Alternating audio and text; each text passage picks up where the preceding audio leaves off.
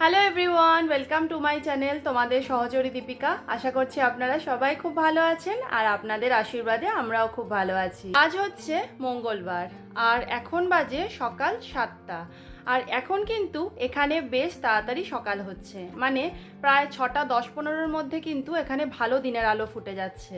আর দিনের আলো ফুটে যাচ্ছে বলে আমার ঘুমটাও কিন্তু তাড়াতাড়ি করে ভাঙছে, মানে 6টা থেকে 6:30-র মধ্যে আপনাসেই আমার ঘুম ভেঙে যাচ্ছে, কোনো অ্যালার্মের দরকার পড়ছে না। তো এখন আমি শুধু বসলাম একটু ফ্রেশ হয়ে, মাম্মাকে এখন ডাকিনি, ও ওঠেনি ঘুম থেকে এখনো। তো এখন আমি যাব কিচেনে গিয়ে ভাতটা আগে বসাবো, কারণ মাম্মা সকালে যেহেতু ভাত ব্রেকফাস্ট করে যায়, মানে ও ভাত খেয়ে যায় ব্রেকফাস্টে, তাই জন্য সকালে উঠে আগে আমি ভাত বসিয়ে দিই আর আলু সেদ্ধ আর ডিম সেদ্ধ বসিয়ে দিই। আজকে আমি আপনাদের সাথে একটা বিষয় নিয়ে আলোচনা করব, সেটা হচ্ছে মাম্মার পড়াশোনা।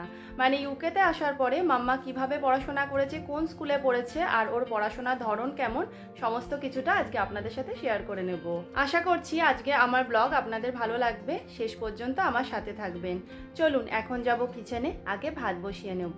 তো এখন বাজে 7:45 মতো, আর মাম্মা দেখুন উঠে পড়েছে, উঠেই কিন্তু কিচেনে এসে গেছে, এসে ও ব্রাশ করে নিচ্ছে। আর মাম্মা নিজের ব্রাশ কিন্তু নিজেই করতে পারে, যখন রিসেপশনে পড়তো তখন এটা স্কুলেই ওকে শেখানো হয়েছে। আর আপনারা তো জানেন মাম্মাকে আমি ব্রেকফাস্টে সবসময় ভাতই খাওয়াই, আর ভাত খেলে মাম্মার পেটটা কিন্তু অনেকক্ষণ ভরা থাকে। আজকে মাম্মা ব্রেকফাস্টটাও করে নিয়েছে অনেক তাড়াতাড়ি, হয়েও গেছে তাড়াতাড়ি, যদিও আমাদের একদম পাশেই স্কুল, মানে বাড়ির রাস্তাটা ক্রস করলে হচ্ছে স্কুল মাম্মার।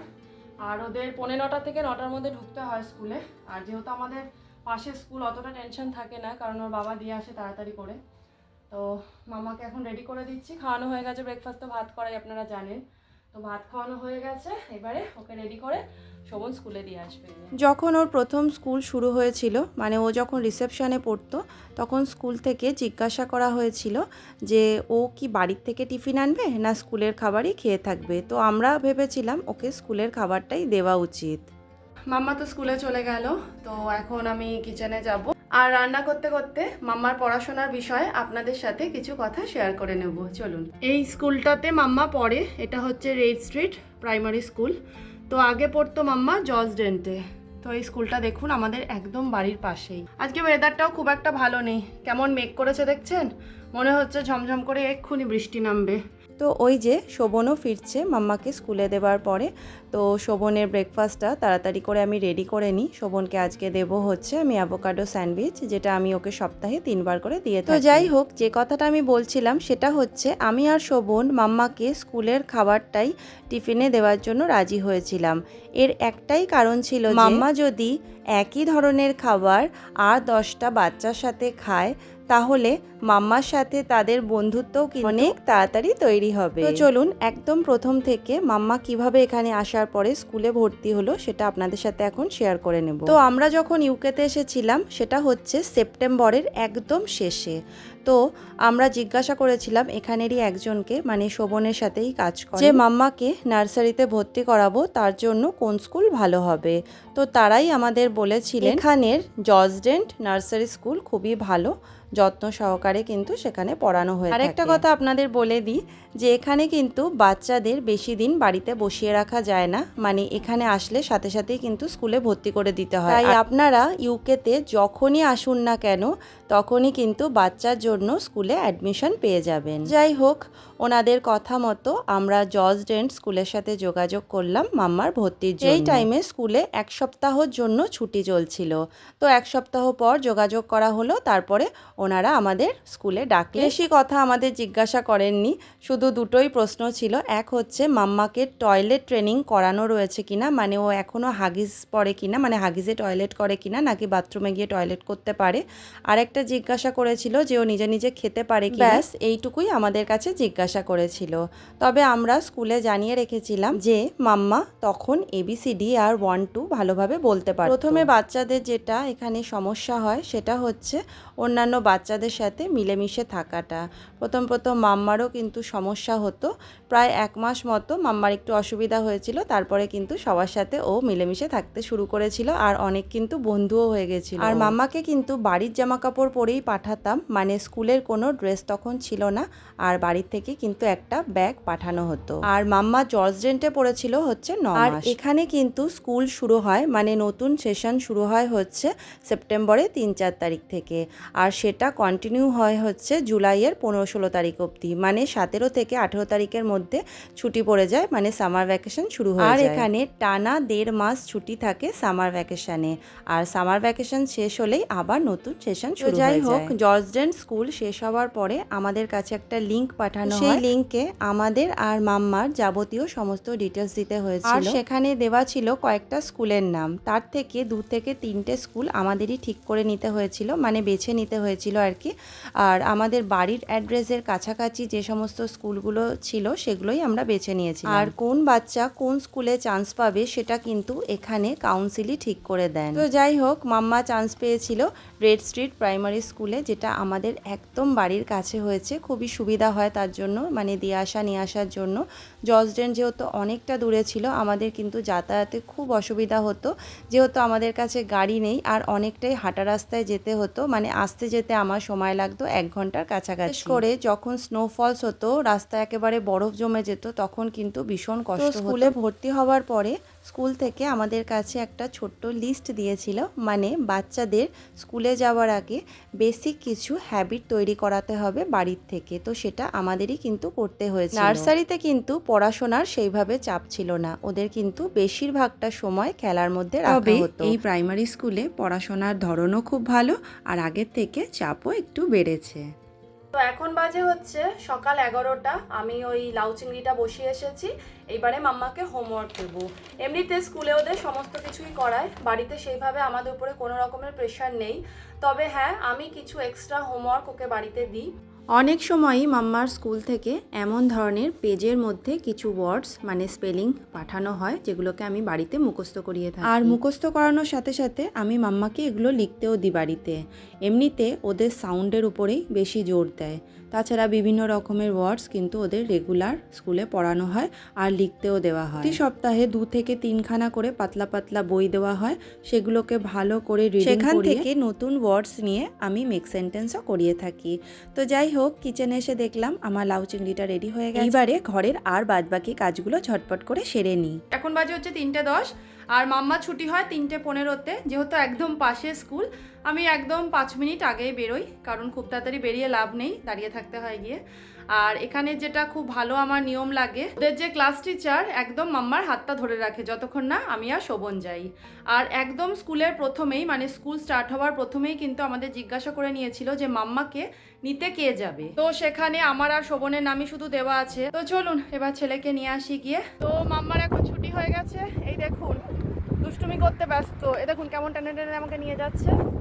তো আমি ভাবলাম একটু হেঁটে যাই, এখানে আছে ডার্লিংটন হসপিটাল, চলুন আপনাদের একবার ডার্লিংটন হসপিটালটাও দেখিয়ে দিই। তো এই দেখুন দূরে দেখতে পাচ্ছেন ওই বড় বিল্ডিংটা, ওটা হচ্ছে ডার্লিংটন হসপিটাল। এখানেই আমরা আসি যখন আমাদের জিপির থেকে পাঠানো হয়, তখন এই ডার্লিংটন হসপিটালেই কিন্তু আমাদের আসতে হয়। এখান থেকে আকাশটা কি সুন্দর দেখতে লাগছে, দেখুন দেখুন গাছে আবার নতুন পাতা হওয়া শুরু হয়ে গেছে, আর আকাশটাও আজকে বেশ ভালো লাগছে। সকাল থেকে মেঘলা ছিল, এখন আবার দেখছি রোদ উঠেছে। এই দেখুন কি সুন্দর দেখতে লাগছে, আবার কিছুক্ষণ পর মেঘলা হয়ে যাবে। এখানের ওয়েদারের কিন্তু কোনো ঠিক নেই, এই পরিষ্কার তো এই মেঘলা, তো এই ঝমঝম করে বৃষ্টি। আম্মা আর বেশিক্ষণ থাকতে চাইছে না, তাই চলুন এবার বাড়ির দিকে রওনা দিই। এই গাছটা দেখুন, আমি প্রথমে ভেবেছি এই গাছটাতে কেউ রং করেছে, কিন্তু দেখুন গাছের পাতাটাই এই রকম দেখতে। আমি কোনোদিন এই রকম গাছ দেখিনি, মানে পুরো সবুজ আর মুখটা শুধু দেখতে পাচ্ছেন, এই দেখুন মুখের দিকটাতে এরকম গোলাপি গোলাপি হয়ে আছে, কি সুন্দর গাছটা দেখতে। দেখুন কত বড় গাছ। ইউকেতে আমার খুব ভালো লাগে যেটা, সেটা হচ্ছে এখানকার প্রাকৃতিক সৌন্দর্য। আসলে ঘরবাড়ি কম তো, তাই সৌন্দর্যটা চোখে পড়ে বেশি। সোম থেকে শুক্রবার অবধি আমাদের এখানে আসতে হতো, কারণ এই রাস্তা থেকেই জর্জ ডেন্ট স্কুলে ওকে নিয়ে যেতাম, এটা শর্টকাট শোভন আমাকে দেখিয়েছিল। তো এই ডার্লিংটন হসপিটালের সামনে থেকেই যেতাম, অনেকটা রাস্তাই ছিল। তো এখানে আসলে বেশ ভালো লাগে। ইউকেতে যখন নতুন এসেছিলাম এই রাস্তাগুলো অনেক চেনা হয়ে গেছিলো, মাঝে মাঝে ডার্লিংটন হসপিটালের সামনে বসেও থাকতাম আমি। মাম্মা আজকে একটা প্লান্ট এনেছে, এটা হচ্ছে ড্যাফোডিলস। আমি একটা ড্যাফোডিলস প্লান্টিং করেছি, তারপর আস্তে আস্তে বড় হয়েছে। তাই? আচ্ছা চলো। তো এখন ও উপরে এটাকে রাখবে। ও খুব এক্সাইটেড ছিল যে এই ড্যাফোডিলস প্ল্যান্টটা নিয়ে আসবে। তো আমিও খুব খুশি, কারণ আমার সোনা বাবাটা খুশি। তো মাম্মা এই কার্ডটা আমার জন্য এনেছে। একটু সোজা করতে দে বাবা, দেখাতে দে সবাইকে। ইউকেতে মাদার্স ডে এই সময় হয়, তো স্কুলে ওকে করিয়েছে। মাদার্স ডেতেও লিখেছে mom I love you, love from Shreyanshu. Thank you mamma. প্রথম আমি যেটা করতাম, ও স্কুল থেকে আসলে ওকে ক্যালগস দিতাম, দুধ দিতাম, ড্রাই ফ্রুটস দিতাম, কিছু ফ্রুটস খাওয়াতাম, কিন্তু তাতে দেখতাম মাম্মা ঠিক খেতে চাইতো না আর পেটও ভরতো না। তো যেহেতু আমরা বাঙালি, আমাদের দুপুরে একটু ভাত না খেলে হয় না। স্কুলে ওকে টিফিন দেয়, তো এখন ওর ভাতটা গরম করব, করে ভাত খায়, তারপরে আমি একটু এক্সারসাইজ করি, তারপর ওকে ঘুম পাড়িয়ে দেবো। এখন বাজে হচ্ছে সন্ধে 6টা। তো বাইরে কিন্তু এখনও বেশ আলো রয়েছে, আর আপনারা বুঝতে পারছেন কি না জানি না, বাইরে কিন্তু ঝমঝম করে বৃষ্টি হচ্ছে। সকাল থেকে মেঘলাই করেছিল, মাঝে মাঝে একটু একটু রোদ উঠছিল। তো মাম্মার টিফিনের জন্য এখন আমি রেডি করছি। এই যে মাম্মাকে আজকে দেব হচ্ছে সুইট কর্ন। আমি সুইট কর্নটা খুব সিম্পলভাবেই বানাই। এর মধ্যে আমি বাটার দিয়ে দিয়েছি। বাটারটা একটু মেল্ট করতে হবে, আমি মাইক্রোওভেনে হালকা করে একটু ঘুরিয়ে নেব বাটারটা যাতে মেল্ট হয়ে যায়। আর দিয়ে দিলাম এই যে গোলমরিচ গুঁড়ো সামান্য, আর দিয়ে দিলাম হচ্ছে বিট নুন, আর এর মধ্যে দেব ধনে পাতা। খুব বেশি কিছু দিতে লাগে না, খুব সিম্পল একটা টিফিন মাম্মাকে সন্ধ্যাবেলা আমি দিই। এটা কিন্তু বাচ্চাদের জন্য ভীষণ হেলদি। আর দিয়ে দেবো হচ্ছে এই যে লেবু। সুইট কর্নে কিন্তু ছোট ছোট কুচি করা পেঁয়াজ দিলেও বেশ ভালো লাগে খেতে, তবে মাম্মা খেতে ভালোবাসে না পেঁয়াজ, তাই খুব একটা দিই না। আর যেটা অ্যাড করব সেটা হচ্ছে এই যে মিক্সড হার্বস। এতে কিন্তু টেস্টটা অনেকটা বাড়ে, খুব সামান্যই দিতে হবে। দিয়ে আমি স্পুন দিয়ে এটাকে একটু মিক্সড করে নেবো, ভালো করে মিক্সড করে নেবো। তো বাটারটা দেখুন এখনও গলেনি, তো যেহেতু এখানে এখনও ভালোই ঠান্ডা আছে, তো বাটার ঘি কিন্তু মানে খুব সহজে গলতে চায় না। তো আমি একটু মাইক্রোওভেনে গড়িয়ে নিই। ছেলে কিন্তু এখনও ঘুমাচ্ছে, কতবার ডাকলাম কিন্তু কিছুতেই উঠতে চাইছে না। আসলে স্কুল টাইমটা এখানে এতটা বেশি হয়, আর সকালবেলা ঘুম থেকে উঠতে হয়, মানে রেস্ট করার সময়ও ঠিকমতো পায় না। তো ভাত খাওয়ানোর পরে যে একটু ঘুম পাড়িয়ে দিই ওকে, আর কিছুতেই উঠতে চায় না। আবার যদি আমি ঘুম না পাড়াই, মানে স্কুল থেকে আসার পর যদি একটু রেস্ট না করাই ওকে, পড়তে বসানোর সময় একদম ঝিমায়, কিছুতেই ও পড়তে পারে না, চোখটাও বন্ধ হতে থাকে, মানে প্রচণ্ড ঘুম আসে। তো এই জন্য অল্প হলেও আমি ওকে ঘুম পাড়াই। তো টিফিনটা তো রেডি হয়ে গেছে, আর আমি এখন চা বসাবো। আমি খাবো হচ্ছে আদা দিয়ে লাল চা, আর দুটো ডাইজেস্টিভ মারি খাবো। আর মাম্মা খাবে এই যে কর্ন। ওকে খুব একটা ভারী খাবার দিই না সন্ধেবেলায়, কারণ যেহেতু রাত 9টার মধ্যে আমরা ডিনার করে নিই, আর যদি বেশি ভারী খাবার দিই তাহলে ডিনারটা করতে পারে না, মানে খেতে পারে না ঠিক করে ডিনারটা। তো আমি চাটা বসিয়ে মাম্মাকে ডাকি, ততক্ষণ কিন্তু আমার চাটাও হয়ে যাবে, আর ওর কর্নটা তো রেডি আছে, উঠলে ওকে ওর টিফিনটা দিয়ে দেবো। এই দেখুন মাইক্রোওভেনে দিয়ে দেওয়ার পরে এটা পুরো মেল্ট হয়ে গেছে, মানে বাটারটা পুরো মেল্ট হয়ে গেছে। তো এর মধ্যে আমি দিয়ে দিলাম হচ্ছে সামান্য মধু। এটা মাইক্রোওভেন থেকে বার করার পর আমি দিয়ে থাকি। মাম্মার মুখটা দেখুন শুধু, ঘুম থেকে উঠে কেমন হয়ে গেছে ওর মুখটা। আসলে ঘুম থেকে উঠলে বাচ্চারা একটু খ্যান খ্যান করে। আমি চা বিস্কিট খাওয়া শুরুও করে দিয়েছি, কারণ ও যতক্ষণ খাবে ততক্ষণ ওর স্কুলের ব্যাগটা খুলে দেখতে হবে যে কি কি আজকে করিয়েছে, বা কিছু এক্সট্রা কিছু দিয়েছে কিনা বাড়িতে করানোর জন্য, তো সেটা দেখবো। আর আমি কি খাচ্ছি দেখবেন, এই দেখুন এই বিস্কিটটার মধ্যে বাটার দিয়েছি। মানে ছোটোবেলায় খেতাম প্রচণ্ড পরিমাণে এরম বিস্কিটের মধ্যে বাটার দিয়ে, আমার ভীষণ ভালো লাগে। তো সেই হ্যাবিটটা আমার এখনও রয়ে গেছে, মাঝে মাঝেই এটা খেয়ে থাকি আমি, ভীষণ টেস্টি এটা খেতে। কেমন খেতে? তো মাম্মা এখন পড়তে বসে গেছে, আর ওর মাম্মাকে যে হোমওয়ার্ক আমি সকালে দিয়েছিলাম সেগুলো এখন করতে বসে গেছে। তো ওর পাশে বসে বসে দেখি আমি যে ও কোনো ভুল করছে কিনা, যেটা ভুল হয় সেটা বলে দিই। যেটা শেষে আপনাদের সাথে শেয়ার করব যে এখানে পরীক্ষা নেয় কিনা, মানে এক্সাম হয় কিনা কোনো রকমের। তো এখানেও কিন্তু এক্সাম নেয়। এক্সাম নেওয়া মানে এই না যে একটা ডেট দিয়ে দিল সেই ডেটেই এক্সাম হবে। তো ওদের যা শেখায় সেটা 1 সপ্তাহ কি 2 সপ্তাহ পরে ওরা একটা পেজের মধ্যে পরীক্ষা নেয়, মানে ঠিক এই রকমভাবে। এইভাবে দেখুন ওরা ম্যাথ এক্সাম 1 সপ্তাহ 2 সপ্তাহ পরে নিয়ে থাকে। এর থেকে কিন্তু আমরা জানতে পারি যে ওদের স্কুলে পড়াশোনা কিভাবে করানো হচ্ছে। তো এইগুলো আমি বাড়িতে আবার ওকে প্র্যাকটিস করাই। তো মাম্মা এইভাবেই এখানে পড়াশোনা করছে 2.5 বছর ধরে। তো আশা করছি আপনাদের কাছে কিছু হলেও আমি শেয়ার করতে পেরেছি যে মাম্মা এখানে কিভাবে পড়াশোনা করে। তাহলে চলুন মাম্মাকে এখন পড়াতে আমি হেল্প করি একটু। আর আজকে আমি এখানেই ব্লগটা আমার শেষ করছি। আর আমার ব্লগ যদি আপনাদের ভালো লাগে তাহলে প্লিজ লাইক শেয়ার কমেন্ট আর সাবস্ক্রাইব করে আমাদের পাশে থাকবেন।